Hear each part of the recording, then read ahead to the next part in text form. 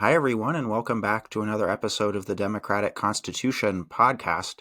I'm really excited today to be talking with Manisha Sinha, and we're going to get into Manisha's work, especially your recent book, The Rise and the Fall of the Second American Republic. Manisha, thanks for coming on. I was hoping you could start by introducing yourself.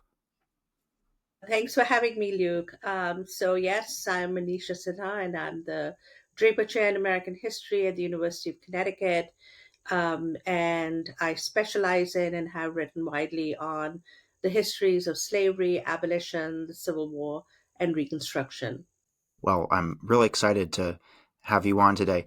I wanted to dive into your book by beginning with the story that you begin with in the book. So you begin talking about a woman named Amy Circuit, a freedwoman in South Carolina, who was murdered by two white men in early 1868. And you write that South Carolina's Freedmen's Bureau arrested her killers, but they were later released. And you describe that story of Amy's killing as an encapsulation of the history of Southern Reconstruction after the Civil War. You call that event an encapsulation of a very complex history. How so? Why did you start with that story? Yes, so I began with Amy Circuit's story mainly because I think it really epitomized what I was trying to say in this book about the rise and fall of Reconstruction, which I call the Second American Republic.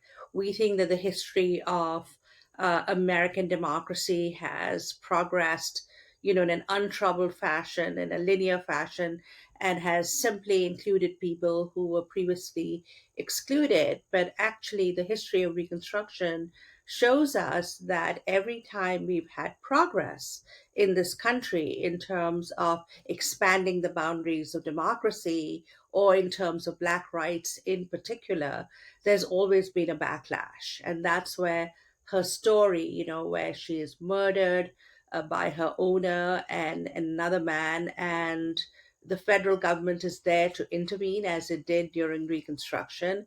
But in the end, Southern white elite resistance to Black rights wins out, and they manage to overthrow these interracial Reconstruction state governments in the South. So that is the fall of the Second American Republic. And I thought her story of the murder and the fact that there was an attempt made to redress the murder by the federal government and its representatives in the Freedmen's Bureau agent fails in the end because of Southern white intransigence to accept the results of emancipation and the war is really a metaphor for both the history of Reconstruction but also the United States. Where we do not like to think about it, but there's always been, as I say in the book, a contest between both expanding rights and democracy and then a kind of a backlash to it and constricting it. And I wanted to tell the story of Amy Circuit in particular because I think it's really the plight of freed people in the South that is lies at the heart of Reconstruction, both its achievements and then its overthrow. It's that moment of justice or the hint of justice. Her murderers are momentarily captured. The Freedmen's Bureau has stepped in, and then that rolling back, that return to a state of injustice that I Mhm. think is so powerful, as you described in her particular story, in so many stories during Reconstruction, and then just during the period as a whole. Right. We always think that, oh, well, slavery was overthrown and Black people were given their rights, and that's the end of the story. And I think it's one of the reasons why most Americans don't know the history of Reconstruction that well, because we never really look at the, widespread terrorism that occurred in the South to overthrow the gains of the Civil War and to really destroy Black freedom and rights in the South. I wanted to ask about the Supreme Court. So, in the second founding, a recent book about Reconstruction by Eric Foner, Foner discusses exactly that, the reactionary role of the Supreme Court. And he writes that the court, and this is a quote from him, played a crucial role in the long retreat from the ideals of Reconstruction. The process was gradual and the outcome never total, and each decision involved its own laws, facts, and legal precedents. And he concludes, for African Americans, however, the practical consequences were the same. The broad conception of constitutional rights with which blacks attempted to imbue the abolition of slavery proved tragically insecure. So, curious if you could reflect on that quote and just what role the court played in Reconstruction. Well, unfortunately, with the prominent exception of the Warren Court that actually tried to implement Reconstruction era constitutional amendments during the civil rights movement, the Supreme Court has traditionally played a very reactionary role in the history of American democracy. Lincoln famously said after the Dred Scott decision that, that the Supreme Court was completely tainted by its refusal to both understand Black citizenship and rights, but also the moral enormity of slavery. And unfortunately, with Dred Scott and then later with Plessy versus Ferguson, that greenlighted Jim Crow or racial segregation in the South after the overthrow of Reconstruction. Eric Foner is right. The Supreme Court has played a dismal role in US history in terms of kneecapping the Reconstruction era amendments, but also the very first federal civil rights laws that were passed in this country in 1866 and 1875, the Civil Rights Act of 1875 that actually outlawed segregation even before the rise of Jim Crow. And the Supreme Court, of course, in 1883, in the civil rights cases, deemed it unconstitutional. So it takes the Civil Rights Act of 1964, nearly a century later, to implement those ideas. So, in the latter half of the 19th century, the Supreme Court really sort of undermined and undid all the achievements of Black citizenship and rights and all the achievements of the Reconstruction constitutional amendments that literally remade the United States. And that's why I call it the Second American Republic. It was really the founding of the US as a modern interracial democracy. And the Supreme Court, even today, refuses to implement the 14th Amendment, right? In Trump versus United States. And in earlier cases, that challenged Trump's candidacy based on the 14th Amendment bar against anyone who has incited insurrection against the government of the United States, unless they are pardoned by two-thirds of both houses of Congress, which did not happen. It did happen for the former Confederates. So yes, the Supreme Court, continues to play a pretty bad role in the history of American democracy. Even we have seen recently rolling back rights, as in the Dobbs decision. They seem to be not even mindful of their own precedent when it comes to trying to roll back the gains of democracy. And that's precisely what they did in the late 19th century. I should also point out that the two ways in which Reconstruction was overthrown in the South was one with this sort of legal reaction or reactionary decisions, I should say, and the other was through domestic political terrorism, using and inciting political violence to delegitimize the Reconstruction government's wholesale attacks on African Americans and Southern white Unionists. So you have, of course, groups like the Ku Klux Klan, the White League, the White Liners, the Red Shirts in South Carolina, who unleash a reign of violent terror in the South in order to overthrow these governments. Now, the Supreme Court actually, even in this case, fails to uphold the rule of law in the South. So, in one of the first decisions where the Supreme Court signals that it is going to actually not be on the side of the new Reconstruction amendments and laws, comes in the famous Cruikshank decision of 1876, which was basically these groups in Louisiana that had perpetrated one of the worst racist massacres of Reconstruction, the Colfax Massacre of 1873. And those men who led this massacre, including William Cruikshank, were indicted in federal courts. And that was appealed right up to the Supreme Court. And the Supreme Court basically, voided those indictment by saying that this is a state matter, knowing full well that in the state government law enforcement and state governments controlled by racist whites would not hold these men into to account.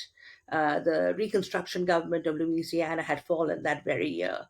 So the Supreme Court, as I said, has played a very bad role in undoing rights. And we haven't seen that in our times. We associated the Supreme Court with the expansion of rights coming down from the civil rights era, and then with Roe v. Wade in terms of reproductive freedom and bodily autonomy for women, in terms of legalization of gay marriage. All these were based, by the way, on the 14th Amendment, whose equality clause is so broad based. In fact, the framers of the 14th Amendment said we don't know in the future which groups will utilize this guarantee of equal protection for all persons. All persons. They don't even use the word citizens. They use persons in the United States. And so the Supreme Court actually has undone all that today. And in a way, the Supreme Court today reminds me a lot of the Reconstruction era Supreme Court and its abysmal role in American history. One of the things about your book, The Rise and Fall of the Second American Republic, is how broad it is in terms of the historical period that it covers. Because if I remember correctly, you start Reconstruction when Lincoln is elected, and then you include everything up to the 19th Amendment and women getting the right to vote in 1919. And I mentioned your book to a friend, and I wanted to share with you how he reacted. I explained how you expand the parameters of Reconstruction to include these things.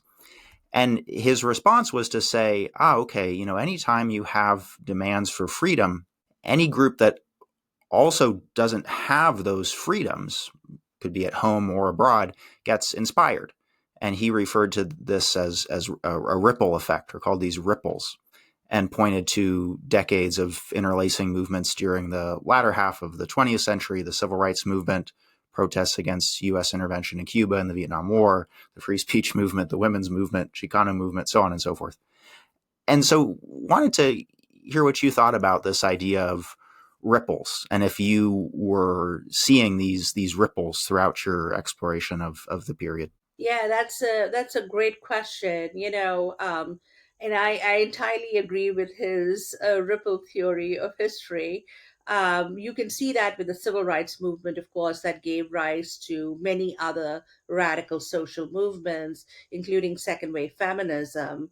You definitely see that. Yeah, I talk a little bit more about it in my book on abolition, and how the abolitionist movement of the 19th century inspires the first women's rights movement, but also movements against wage slavery by labor, movements against nativism, which was being directed towards immigrants at that time with the rise of the Know Nothing Party, movements for pacifism against European imperialism and militarism, movements, utopian socialist movements. There was a lot of overlap and a lot of ripples, as you put it, with these, contemporary radical social movements and abolition.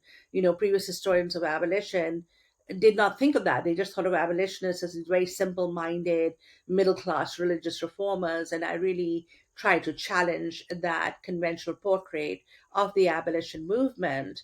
But during Reconstruction, you also see a ripple effect, if I may call that, on the other side, which is the rise of right wing authoritarianism.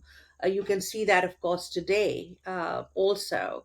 But in the US, once you have the rise of Jim Crow in the South, white supremacy becomes kind of a national creed, and the civic nationalism of Reconstruction, where American citizenship is based on ideas and rights, gets replaced by a more reactionary form of government. And you see that especially in the presidency of William McKinley, when the Republican Party goes from being the party of anti-slavery, Lincoln, and Reconstruction and black rights, into the party of robber barons and imperialism, and making a kind of a compromise over the issue of Jim Crow in the South with Southern Democrats.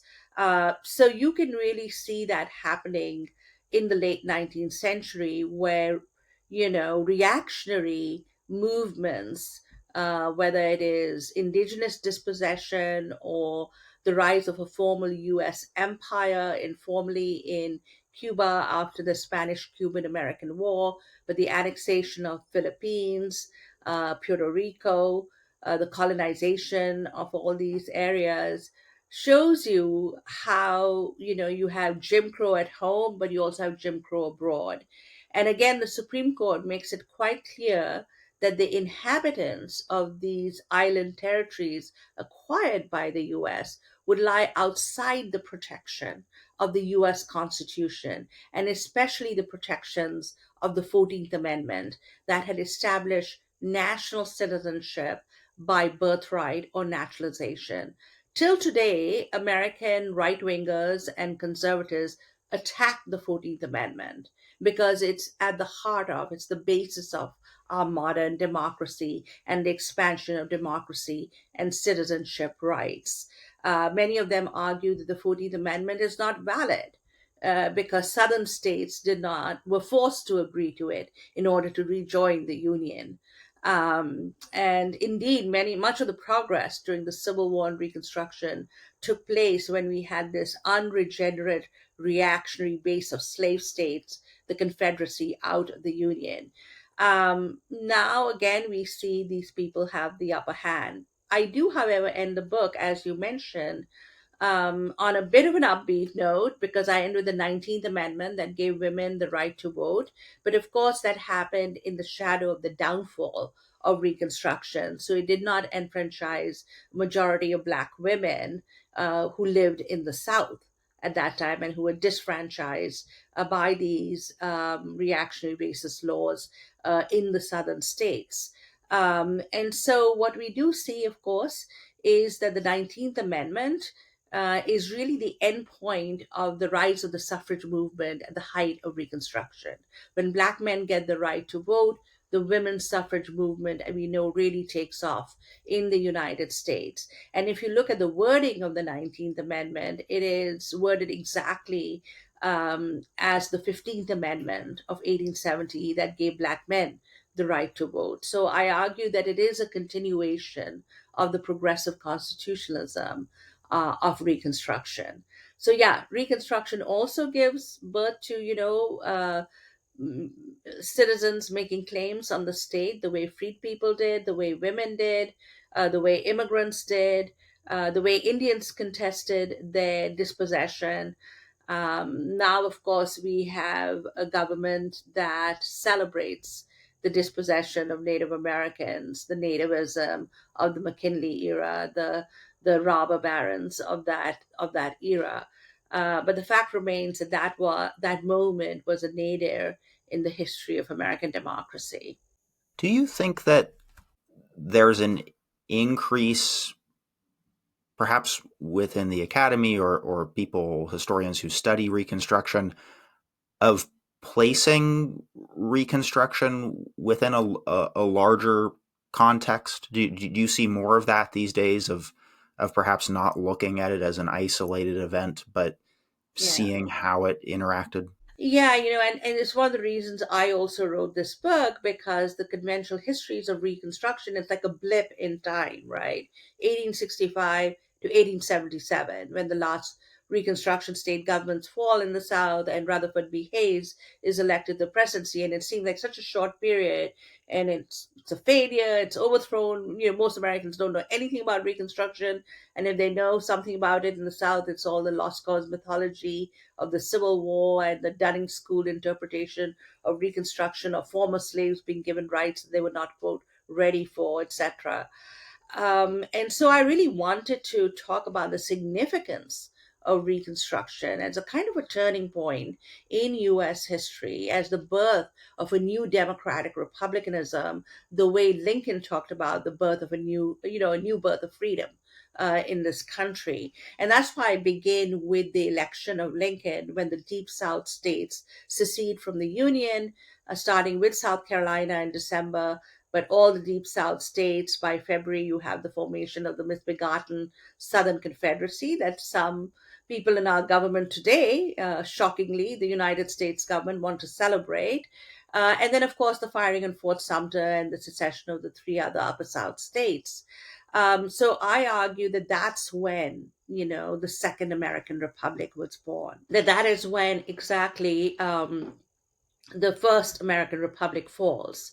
And Lincoln has a very good conception of this. He says, the quiet wisdoms of the past will not help us now. We have to think anew. He had to not only rebuild the Union, but rebuild it on a more solid basis on the founding principles of the country. So that's why abolitionists at that time called it the Second American Revolution. Historians have called it that. Eric Foner, who was my mentor actually at Columbia, calls it the Second Founding. I call it the Second American Republic. Um, and so it's important for us to understand that this broad view of Reconstruction, helps us understand the significance of this period better. You include the developments during the war when Lincoln expanded the federal government, when the first income tax is instituted, during Reconstruction, the Department of Justice is founded. There was also talk at that time of founding a Department of Education. These people wanted to expand the powers of government to help the most vulnerable citizens at that time. They were not interested in destroying the US government or in getting rid of entire departments and agencies. Um, I also adopt, what many recent historians, especially Western historians of the West, of Native American history, have called the Greater Reconstruction. They want to look at the way Western history plays into the story. The West is usually ignored in this sort of North-South conflict. And they argue that the, conquest of the West, the disposition of Native Americans, is also a part of the story and the creation of a powerful new national government. Now, I also expand the boundaries of Reconstruction in a greater Reconstruction framework, but I differ from them. I don't see these two projects as being similar. I argue that Southern Reconstruction was an emancipatory project. It was really imagining the federal government as a defender of the rights of all the citizens, especially against state repression in the South. What we see in the West, and many of these greater reconstruction, they also stopped short at 1877. I carry the story right up to the end of the 19th century because I argue it's really 1890s that marks the end of the conquest of the West with the defeat of the Lakotas, who are a huge empire in the West. The Wounded Knee Massacre of 1890 is the end of Indian sovereignty in the West. And then it becomes a launching pad for American imperialism in the Pacific and the Caribbean after the Spanish American Cuban War of 1898. It's also during this decade that Southern state governments formally disfranchise Black men and institute Jim Crow. And of course, in Plessy versus Ferguson in 1896, the Supreme Court gives the green light for them to do that. It's also the age of the robber barons, of tariffs. We talk a lot about tariffs nowadays. High tariffs that really adversely affected poor people, working people who had to pay higher consumer prices. The rich made off like bandits, pretty much like they're doing today. They had a lock on the US government, pretty much the way they have today. They were anti taxes, they were anti government regulation.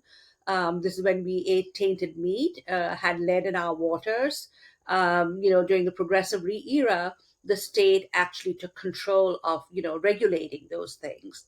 But it's really an age when the fall of Reconstruction meant that government retreated, not only from protecting Black rights in the South, but also in terms of protecting the rights of ordinary American citizens.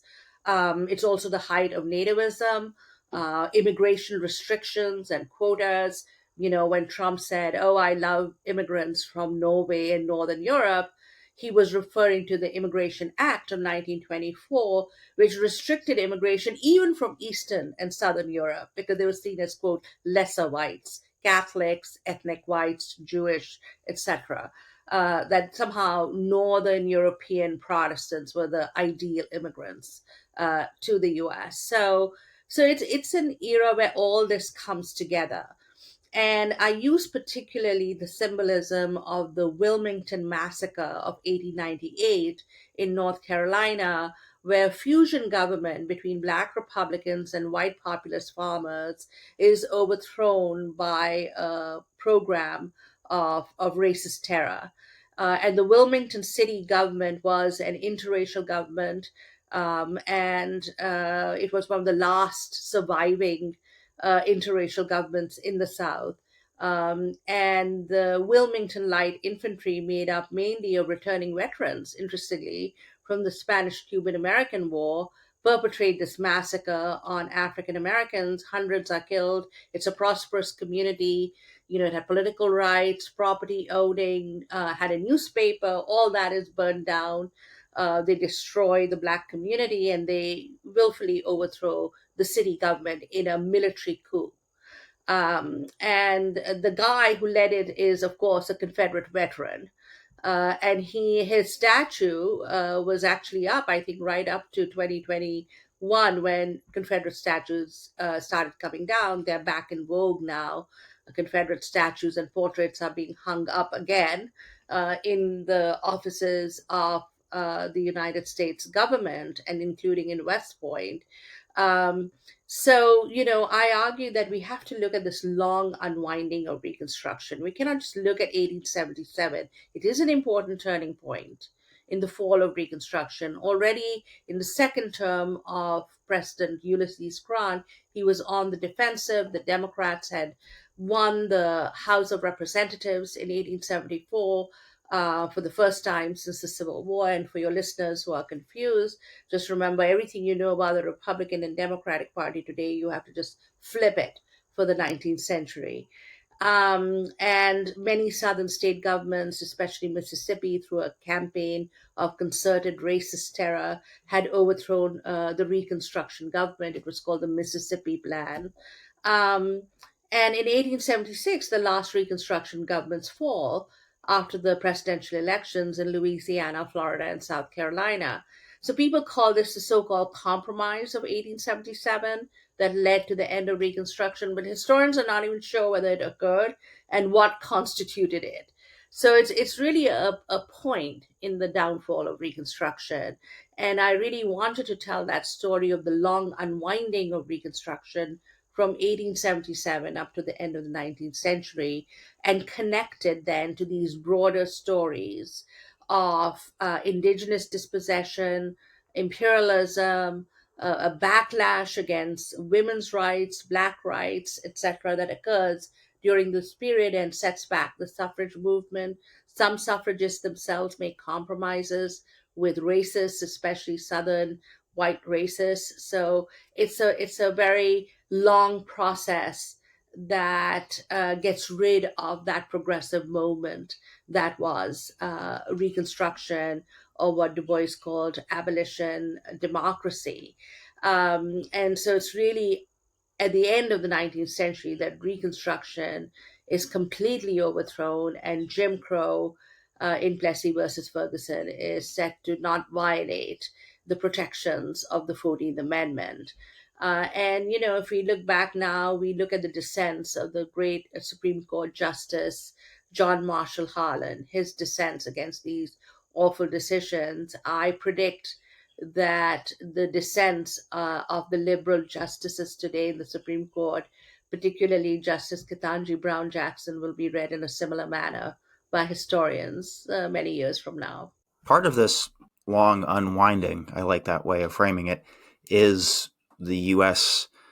finding itself, for lack of a better word, finding itself as an imperial power, growing into that position that we're so used to these days and for much of the 20th century. But here's this transition point, if you will. So it's interesting to think about, on the one hand, this process of ripple effects, many of them that have democratic emancipatory potential. So you write, for example, the final conquest of the West and the destruction of indigenous sovereignties paralleled the overthrow of Southern Reconstruction and pointed the way to the rise of an overseas American empire as the U.S. government was fully diverted from emancipatory to imperial aims. The other thing I was sort of thinking about around that is how democracy gets used. I don't actually know how the term democracy was being used at that point. I'm more comfortable saying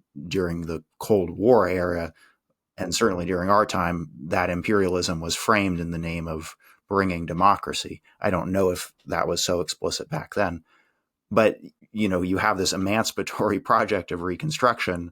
Here comes this growth of imperialism, and the meaning perhaps of democracy and of emancipation gets distorted, perhaps, or elites start using those terms in ways that are very far from what they meant, certainly within the Reconstruction project.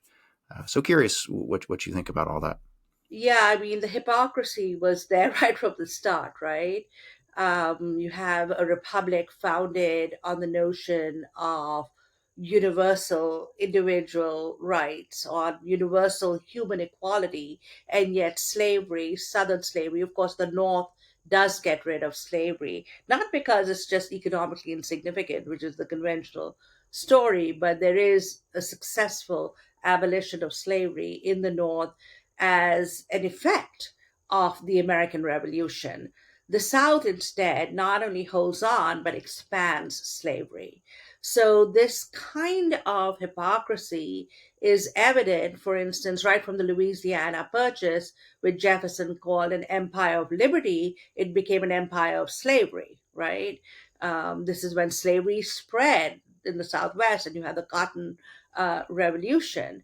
Similarly, the notion of manifest destiny of America overspreading the continent to bring freedom and self governance really meant the conquest, and sometimes illegal conquest, of other nations and other sovereign nations like Mexico in the US Mexican War. And then, of course, beginning with the annexation of Texas and the dispossession of natives. Many Western historians use the Mexican War up to 1877 in their framework of greater Reconstruction, because they say that's when Indian nations in the West are completely dispossessed of their lands and of their sovereignty. So that mix had been there. The mission and manifest destiny was there right from the start. And I think there has always been pushback against it. People don't realize that there were Americans who were really against this.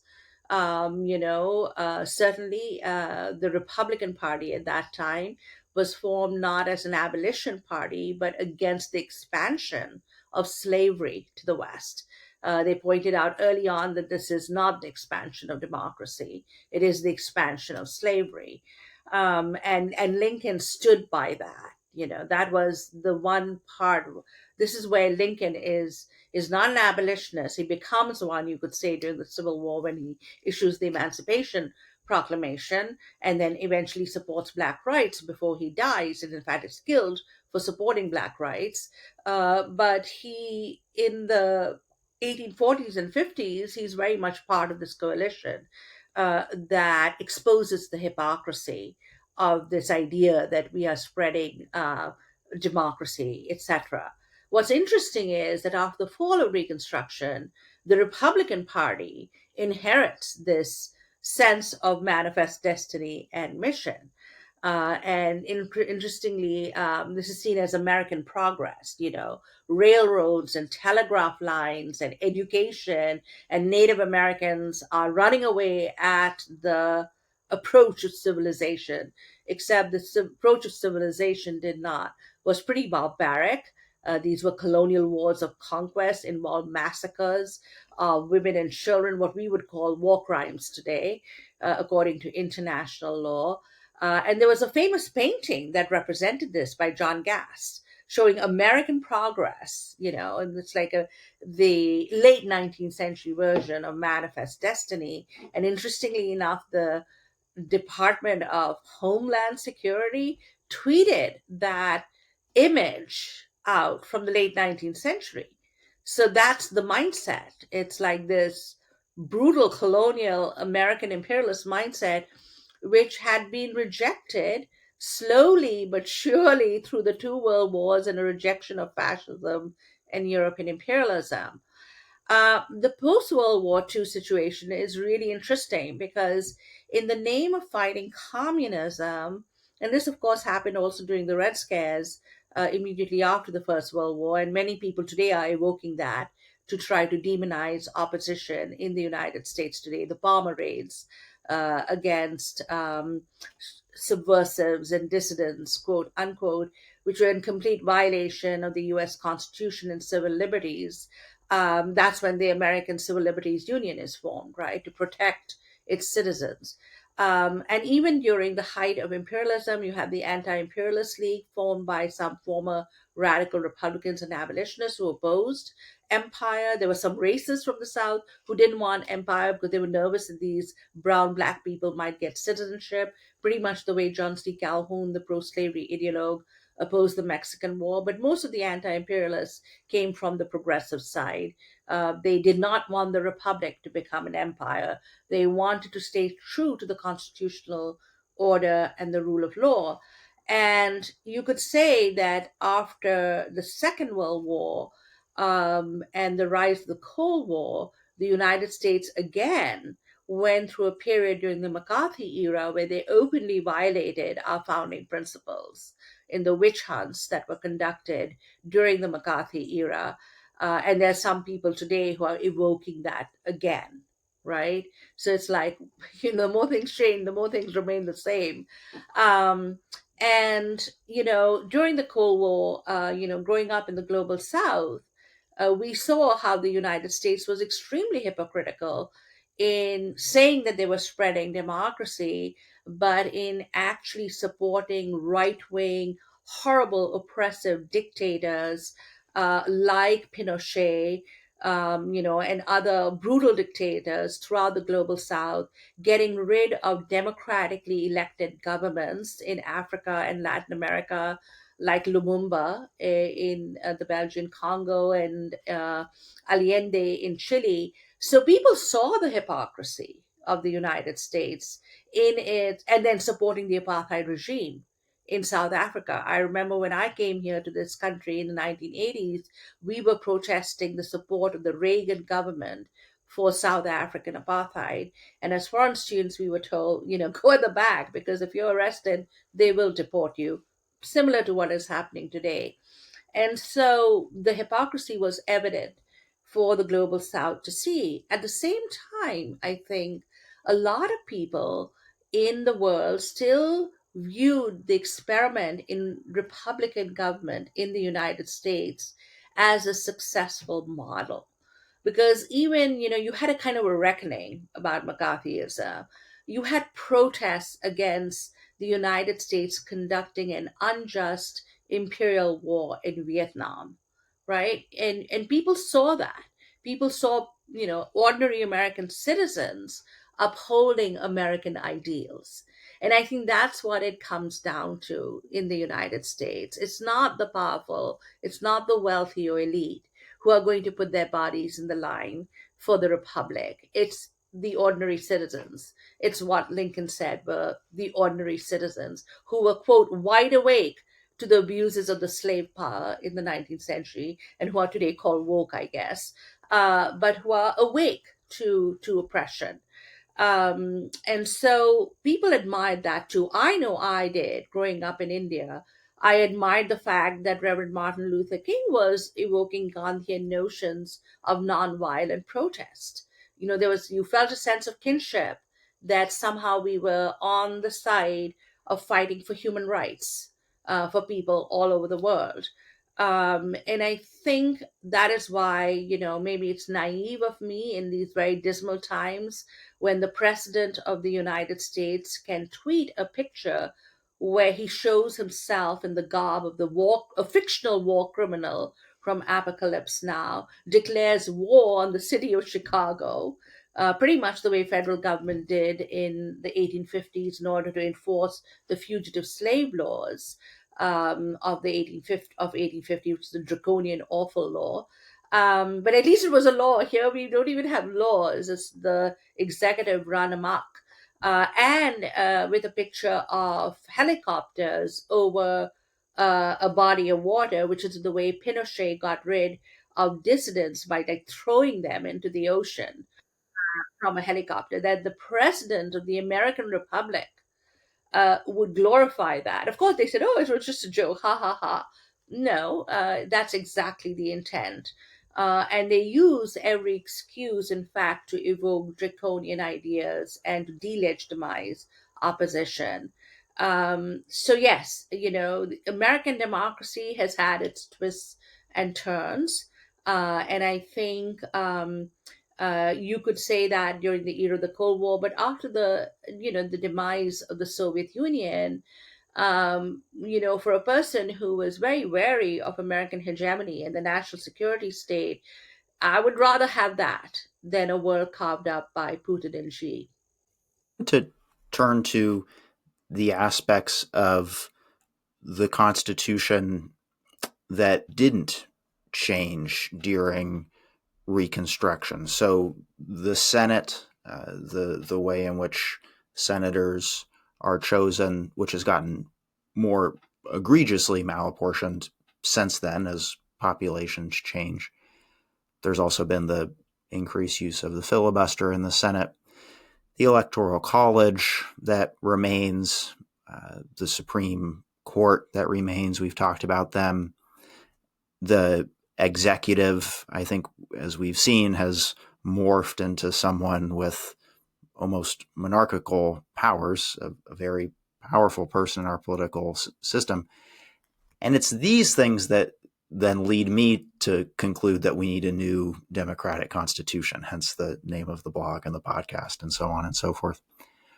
But I wanted to turn this question over to you because I think you're more comfortable, I think, calling the U.S. a democracy than I am, referring to the Constitution as sort of something to hold on to, which I just wanted to bring out and get your thoughts on and everything. Yeah, I am one of those people who doesn't want to throw the baby out with the bathwater, but I think you're right. Every point that you made in your question is valid and true. One must realize that there's no such thing as that the Remember, when the U.S. Constitution is ratified, the way it's ratified is because of the first 10 amendments to the U.S. Constitution, the first eight, which we call now the Bill of Rights, because that's what John Bingham called it when he wanted to nationalize the Bill of Rights in the 14th Amendment. He called the first eight amendments to the U.S. the Bill of Rights, and that's what we call it today. So even when it was formed, it was defective and people wanted those guarantees of the Bill of Rights. We had, of course, government trying to abuse its power with the Alien and Sedition Acts, which Trump has now evoked from the 1790s, which made Madison and Jefferson write the Kentucky and Virginia resolutions upholding the Bill of Rights against this egregious violation of democracy and civil liberties. And this notion that the Constitution, the problem with the Constitution is it's very difficult to amend. And after those eight amendments, the one time that we had a blast of amendments during Reconstruction, the unregenerate reactionary part of the country, the slave South, most of them, there were still some border slave states who opposed everything that remained in the Union, but most of the slave South was out of the Union. And we could do that. Right. And so it was easy. Otherwise it's really tough to amend the Constitution. But in the progressive era, we did make the elections of the senators direct. There were proposals during Reconstruction and the Progressive era to get rid of the Electoral College too and have a direct popular election of the president. If we are going to have a powerful executive, at least make that a direct election too. We have a real problem today, not only with gerrymandering, where openly anti-democratic stuff is taking place in Texas and Missouri. Missouri was raiding Kansas and wanting to impose slavery there. They were called border ruffians then. I guess they're still at it. And, these states with these tricks that they have developed, and in the South, they have honed it to perfection, voter suppression, despite the Voting Rights Act, which has been gutted now by the Supreme Court. We do need, if not a new constitution, a third reconstruction, that will actually implement many of the changes that you're talking about. How will that happen? The last few times we've had that is because, one, in the case of the Civil War, a tremendous fratricide. And I don't wish that in the United States, even though many people on the right keep calling for violence and civil war. Even when one of them is gunned down or attacked, they call for more violence instead of calming the temperature down. Or it could happen my preferable way, which is the way it happened during the civil rights movement, a mass social movement that changes things and it gets implemented in law. We had some amendments, lowering the voting age to 18 thanks to the anti-war movement, etc. If, an 18-year-old can fight for their country, can be drafted, they needed to have the right to vote. So there were some changes, but I think we are at that tipping point because our democracy, if we can call it that, and now we are in the VDEM rankings, we are at a very low rate. Authoritarianism, we are not exactly Orban's Hungary, but we are getting there, right? Brazil and South Korea did a much better job of punishing authoritarian figures like Trump who tried to overthrow their democracy. We did a dismal job of not only not punishing the perpetrators of the January 6th insurrection, but now they're being lauded and awarded and pardoned. And a lot of them were like terrible criminals. We find out they were domestic abusers, murderers. They had like other big rap sheets. The criminalization of immigrants hides the real criminality of the authoritarian right in the country today, and it's very easy appeal to right wing violence, even when they themselves have been the victim of it. As we have seen recently. So I don't want to go there. I do think a constitutional reckoning is in order, because if the republic is to be saved, especially on its 250th anniversary, we do need to think of a widespread changes. Puerto Rico is still in a colonial relationship with the United States, even though most Americans don't know that they're American citizens. Right? It needs statehood. DC needs statehood. We know now because of the way it was treated by Trump and his minions in the U.S. government. So I think it's really important for us to think of these really structural, transformative change. It would be very difficult to start a new constitutional convention, but I do think we have to think first in terms of state laws, state protections, as the abolitionists did in personal liberty laws against fugitive slave laws.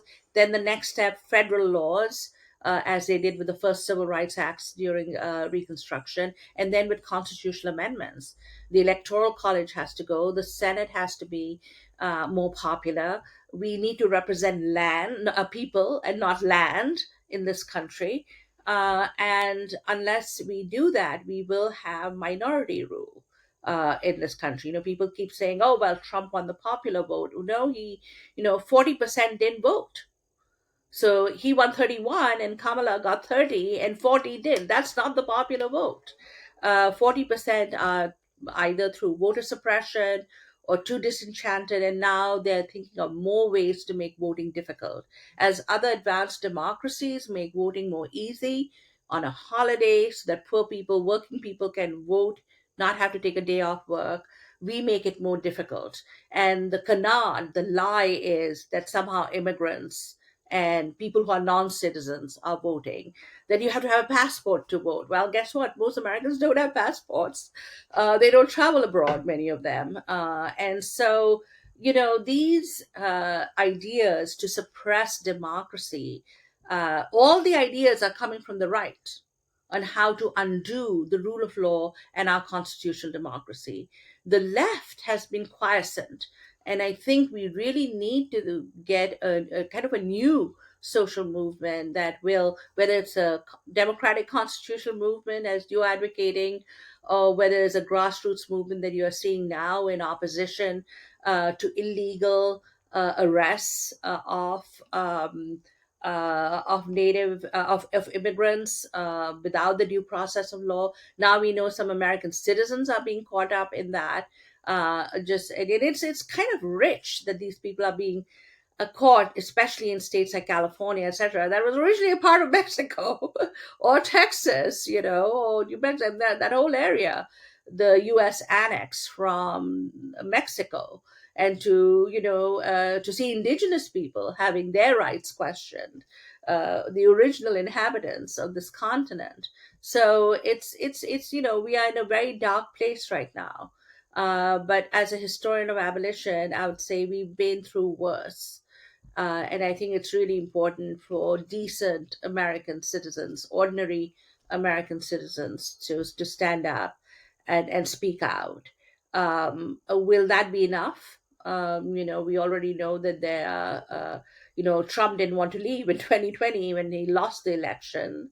When even his Supreme Court said, "You've lost the election," he still doesn't admit it. With there are two things that you see with these people. Every accusation with them is a confession. Now we realize that they've been all pedophiles. They're misogynistic to the extreme. They're criminal. They have no respect for the rule of law. They glorify people in American history like Confederate generals who stood up for the worst cause in human history, as General Grant said, which was the defense of human bondage. These are not the kind of people who will save the republic. They are going to destroy it. And frankly, I don't want to write a book about the fall of the Third American Republic. I would rather that there's enough pushback, and that we somehow are able to survive these attacks. So it's not that I think that our constitution is perfect. It's not. But look at the fact that Trump is disregarding our constitution, his regime, because it's really a regime, not an administration, is disregarding the Bill of Rights, is disregarding the rule of law, is disregarding the due process of law, is disregarding the equal protection of the laws. So when they start doing that, that's when I say, well, let's not throw the baby out with the bathwater. There are things in our constitution that are worth admiring and preserving. But you're right, we do need a wholesale reconstruction, whether it comes in the form of federal law, of constitutional amendments to protect our democracy. I want to end by picking up on something you mentioned and that I have been asking all of our guests, but forgot to include it on our question list for some reason. But as you mentioned, next year is the 250th anniversary of the enactment of the Declaration of Independence. And it strikes me, as a historian of Reconstruction, you would know as well and likely better than anyone how history can be taken to write all kinds of narratives. I mean, we didn't even go into how, Reconstruction was portrayed and so on and so forth. And the teaser is that it was portrayed in a very negative way.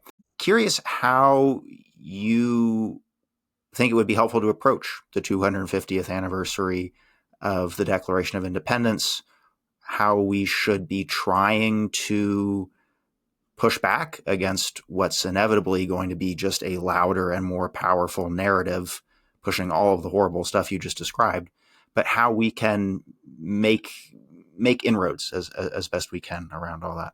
I really think that we need to, on the 250th, reclaim American patriotism from people who are for patriots, right?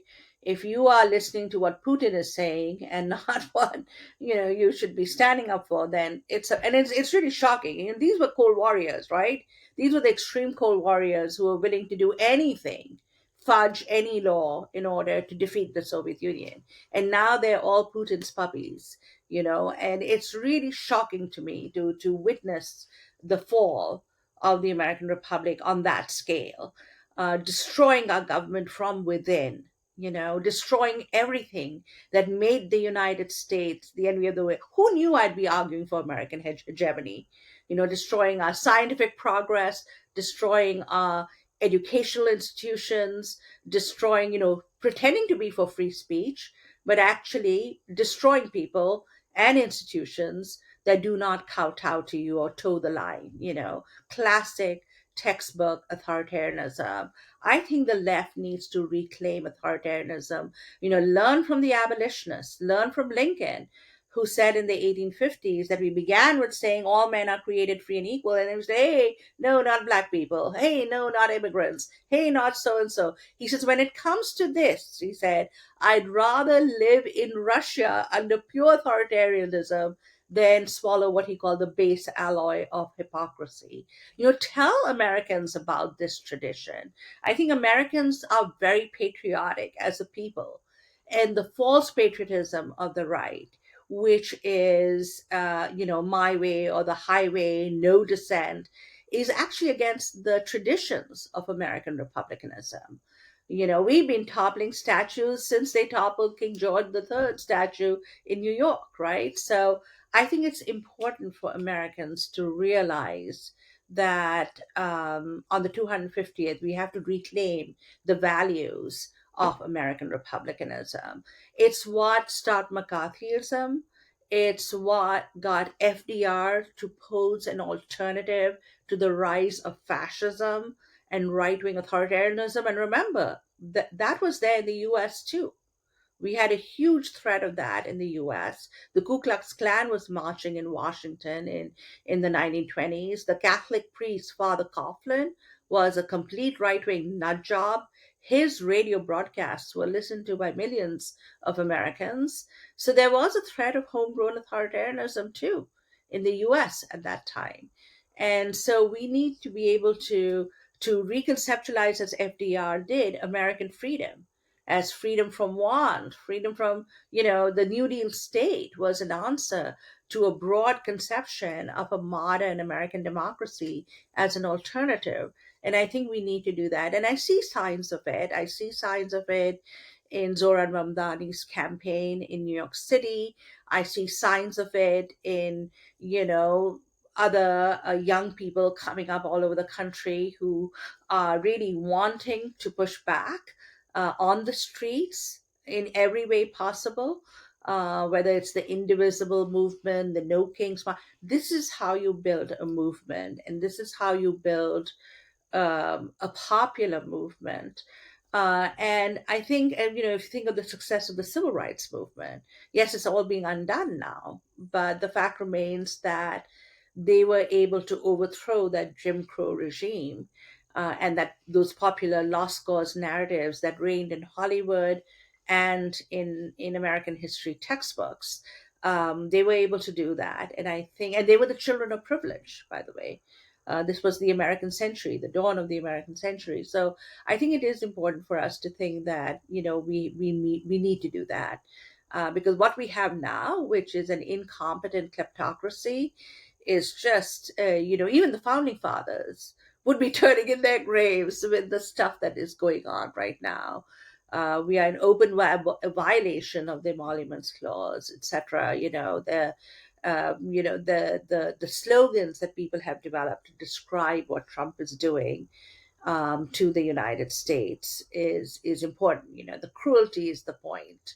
The most unchristian thing that they could be, even as they laud themselves as somehow fervent. They're not like the clergymen who defended slavery according to the Bible, etc., etc.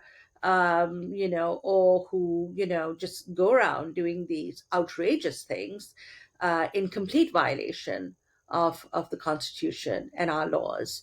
So I do think that we do need to take that side too. That we need to build that popular majority. What we are not going to get is to say, "Hey, America is just as bad," etc., as Putin and Xi. No, we're not. We have a civil society that is pushing back. In Russia, if you do that, you get thrown out of a window and you die. And in Xi, it's such a surveilled state, you can't really openly protest. We don't know what the reality is, right? So I think it's really important for Americans to sit up. I mean, our allies, our democratic allies, are in shock looking at what is happening in the United States today. That we would be on the side of Putin rather than of democracy is kind of shocking. Maybe not so shocking, but it is to me very shocking. Yeah, I mean, I think it is a global fight, but the fight will begin at home. And if the American Republic falls, I think it'll be a nightmare for democracy all over the world. Again, not that I'm a big champion of American hegemony or national security, so I know all its evils. I know all the stuff that they have done, especially coming from the global south. I can tell you, we know probably better than most American citizens. But I do think that there is a lot to be rescued and valued in our experiment in Republican government. Think of people like Eugene Debs, who thought American socialism was he was he's a model to follow. All the socialist parties in Western Europe went along in the First World War with their nations, and Debs did not. He stuck by his universal values, which he traced to the Declaration of Independence, and for that, he got arrested, and the Socialist Party disappeared in the United States. So I do think it's important to look back at the history of American radicalism, homegrown radicalism. We don't even need, even Marx thought socialism would come to the US first in the 1860s and 70s because he was seeing these people. He wrote about abolitionists, he wrote about people in the U.S. He saw what was happening in the U.S. and he thought, this will be the future of democracy, of the Enlightenment project, of emancipating human beings, of which he was a part. So we need to think about all those things, and I think if we think about these things broadly and patriotically. I'm involved in an exhibition at the Lincoln Presidential Library, and the reason why I feel it necessary to do that is because I think if Americans would even just read Lincoln or even Washington, for God's sake, they might, get a better idea of where we are and what are the principles and values we should be fighting for. Well, Manisha, I really appreciate you coming on and having such a wide ranging conversation. We've gone from 1860 and Lincoln's election. We've gone even farther back than that. We've come all the way up to the current moment. So covered a lot of history, and I think you've added a lot of really important perspectives to the conversation. So thanks for coming on. Thank you. Thanks so much for having me, Luke.